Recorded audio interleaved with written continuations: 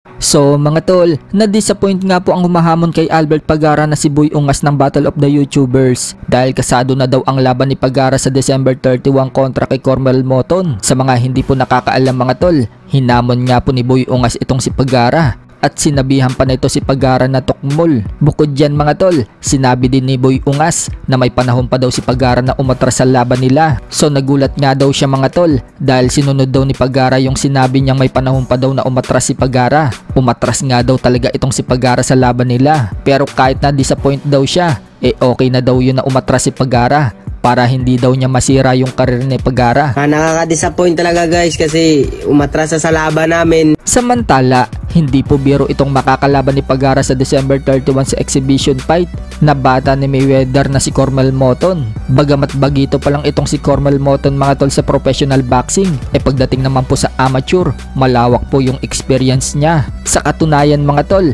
18 times siyang naging champion sa amateur. Nagtala po siya ng record na 63 wins and 3 losses. Pero pagdating sa professional boxing mga tol, may record pa lang siyang 6-0 with 5 knockouts. Bukod dyan mga tol, disiplinado din itong si Moton pagdating sa training. Kapag nagkamali pa nga siya mga tol, talagang pinapagalitan siya ng coach niya at pinagpupush up pa siya kapag may nagawa siyang mali. So kung matatandaan natin mga tol, ganyan na ganyan din mga tol yung sinabi ni Casimero sa live niya dati. Mahigpit daw yung trainer ni Casimero noong nagsisimula pa lang daw siya sa boxing. Talagang istrikto at kailangan daw niyang sundin. So tama nga naman mga tol na dapat sundin mo yung trainer mo dahil sila yung nakakaalam kung ano ang ikakabuti mo sa boxing. Speaking of General Casimero mga tol, nagparinig nga po ito sa post niya at sinabi niyan tumabi umano yung mga peke. So hindi natin alam mga tol kung sino ang pinaparinggan ni Casimero sa post niya na yan. Bukod dyan mga tol, sinabi din ni Casimero na siya lang daw yata yung boksingerong tumatakbo.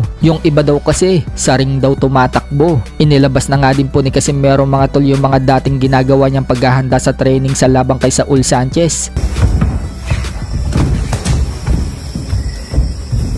Sa ibang banda naman mga tol, nakalapag na nga po sa Dubai si middleweight prospect Weljon Mindoro. 3 araw na lang, magaganap na po ang laban niya sa isang exhibition match kontra sa matigas na fighter na nagmula sa bansang Australia na si Joel Camilleri. Sa iba pa pong balita mga tol, may petsa na po ang laban ni Gervonta Tank Davis vs Lamont Rhodes Jr. Magaganap na po yan sa March 1 sa Barclays Center, Brooklyn, New York. Matatandaan mga tol, December 14 sana yung laban nila pero na-postpone. Nagpahayag nga din po si Tank Davis mga tol sa press con na magre-retiro na daw siya pagkatapos ng taong 2025. Tinanggihan din po ni Tank Davis mga tol yung itinatapat sa kanya na si WBC Lightweight World Champion Shakur Stevenson. Wika ni Tank Davis mga tol, wala naman umanong nagawa itong si Stevenson sa boxing. Bakit daw idinidikit yung pangalan nito sa kanya? At bakit daw matatakot siya dito kay Shakur? Wala naman daw itong opensa sa boxing. Puro depensa lang daw ang alam ni Shakur. Binanatan nga din po ni Tank Davis si Teofimo Lopez. Sinabi niyang sasampalin umano niya itong si Lopez kapag nagkita sila.